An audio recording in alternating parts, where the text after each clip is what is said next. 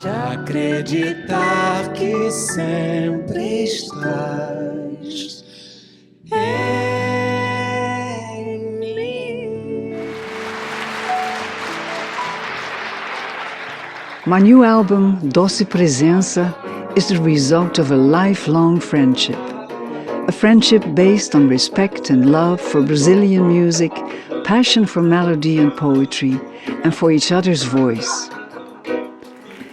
In July 1978, I was invited to see Ivan Lins perform in Rio de Janeiro. After the show we met. I bought his LP, Nos Dias de Hoje, and he signed it, José, a admiração e o grande abraço do amigo Ivan Lins. As if he could foresee how we really would become friends. In 1980, I started my own Brazilian band, Batida. We were very successful in the Netherlands and throughout Europe. Things got off. Começar de novo e contar comigo. I went to study in Rio, and years later, I was very fortunate to meet with Antônio Carlos Jobim.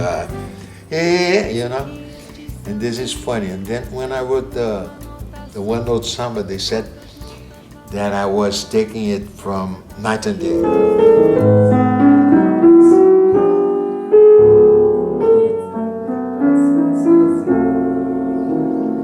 Then I ran into Ivan again.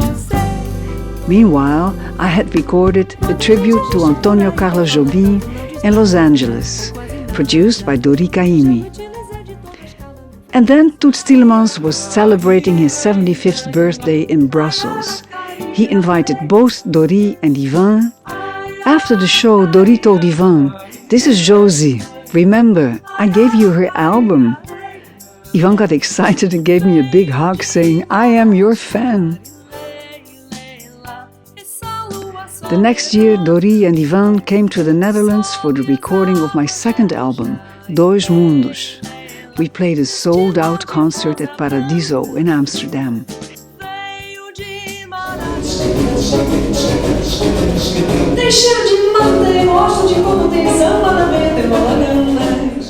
Then I started making demos for my third album with guitarist Leonardo Amoedo. I wanted to record it in Rio de Janeiro. I called Ivan to ask for his advice.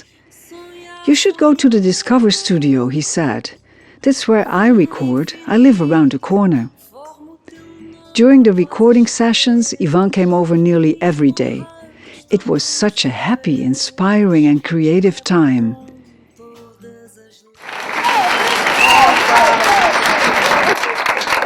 In 2004, Ivan and I shared the stage at the North Sea Jazz Festival.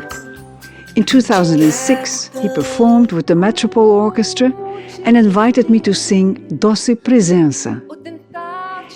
In 2011, Ivan received an Edison, the Dutch Grammy, and I was his guest in 2 songs in another show with the Metropole Orchestra. And in 2014, Ivan was so kind to write the liner notes for my album, The Chamber Music Project. It turned 2022, and I went to see Ivan playing a show in Lisbon. 2 days after the concert, we met. Ivan immediately mentioned our version of Doce Presença and how he loved it so much and how come it never got released. The next month, Ivan came to the Netherlands for a series of concerts. He wanted to spend a day at my house. We took a long walk on the beach nearby, and I told him I would like to record another Brazilian album. Ivan replied that he would love to be the producer. His sons Claudio and João came to join us, and we all toasted to the new album. Early July, I went to Lisbon for the first series of recording in the fantastic studio of Rui Veloso, with Ivan's wonderful Portuguese band.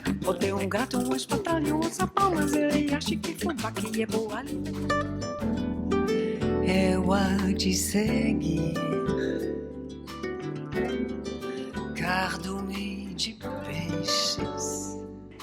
In August, I returned to duo vocals.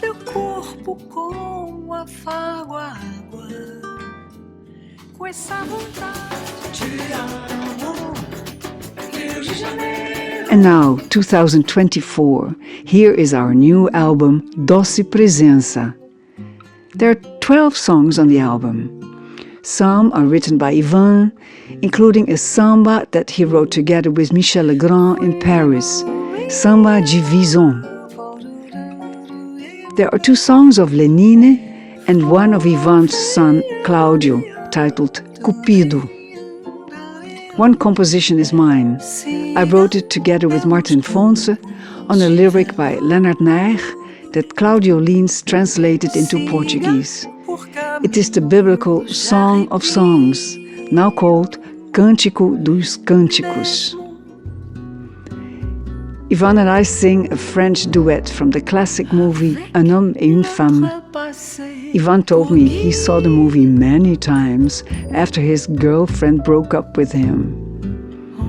The bonus track is another duet, our live recording of Doce Presença from 2006. It is the last song on the album and at the same time the first song in our collaboration for this record. Needless to say that it is of great emotional value to Ivan and myself.